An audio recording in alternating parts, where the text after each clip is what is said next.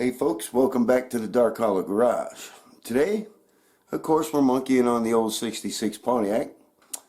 It's kind of our little baby. We love it. Been doing a little bit of work to it here lately. Hoping maybe to do some trips with it. But today we're going to put on a new carburetor. Come on, let me show you what we got. We've got this standard old run-of-the-mill 600 CFM.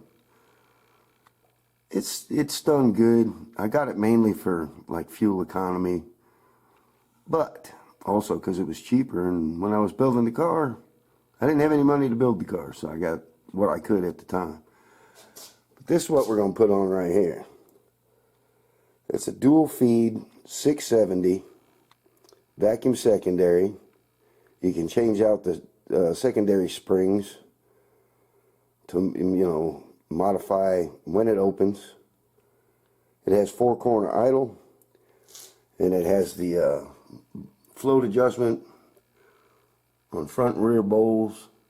Okay, old carburetor's off. We got to use one of these crazy spread bore to square bore adapters. We have the carbs sitting here on the table. You can see the difference between the two. It's pretty significant. This one you can take that black plate off and change the spring rate in there for the secondaries to kick in. This one you can, but it's a pain in the butt. It's not made to do that. So this one's a 600. This one's a 670. Nice brand new gasket. Alright, here comes the tricky part. I got to get this fuel line that used to go that way to go this way over to here. Alright, here we go. Alright, we've got our fuel line coming up and around. All hooked up. Vacuum lines hooked up. Electric choke hooked up. Vacuum brakes, distributor, all that happy stuff. Time to find out what it'll do. Hang in there. Well, our dual feed line is leaking. And I've tightened that up so much, I'm afraid I'm going to strip it. The back one's leaking a little bit too. So, we'll be back. Son of a... Okay, so what I did, I went online and I ordered a better dual fuel line inlet. But I had this one here. You know, it's a cheap one. It was like 15 bucks. But I had to cut it. And I had a hose right here. Because it was in a bind up at the top. Because of the way it was made. So we're going to go on a test drive. It's not leaking now, but I do have a new line on the way.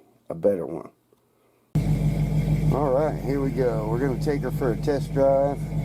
It's pretty crazy. I guess Holley's getting a little better at stuff these days, because I didn't even have to adjust the idle screws. She fired up. She's doing good. We're just letting it warm up right now a little bit, and then we'll get rolling. It revved really nice, you know, snappy with the throttle, so we're hoping for good things. Alright, let's roll. Alright, we got her warmed up. We're rolling along.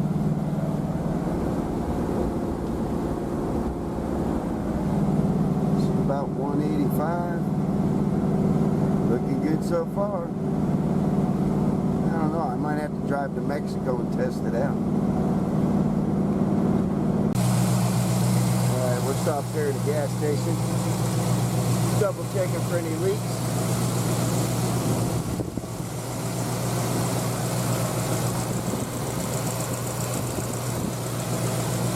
Everything looks good.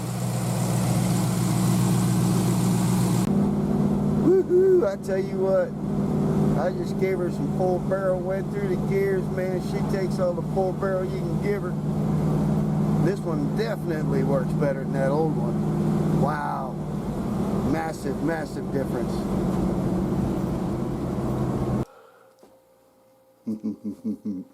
Oh my God.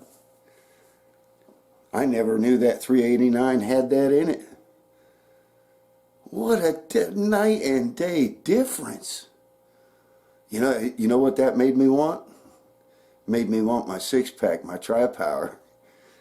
Man, when them secondaries kicked in, you fed it the beans, you gave it everything. It took every bit and was just climbing. I let out. I was like, ooh, man. Oh, totally different car, man. It picks the body up. Wow. I was coming like into the neighborhood. Now I was rolling about, I don't know, 2-3 miles an hour maybe. Had to pull back in low. I was just goosing it. And the thing just lifting up. Whoa, whoa, whoa. I was like, hell yeah. Oh man, where's that carburetor been all my life? Wow. I didn't even have to adjust the idle or nothing. I might look later on at, making sure the float bowls are just right, but the gas was like a little over half in the glass, the viewing glass there on the bowls. Man, it's like a different car. Yeah. All right, folks. Well, I appreciate you coming in and hanging out with me today. Be some more on this later on. I did order a better dual fuel inlet deal with some AN style stuff, but that'll be here in about a week. Oh, and I did decide to get a cold case radiator for it. We're going to do a little changes there too.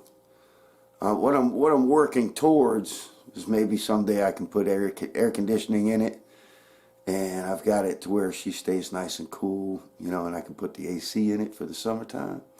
Yeah. All right. Well, I appreciate you coming and hanging out with me, folks, and we'll catch you next time.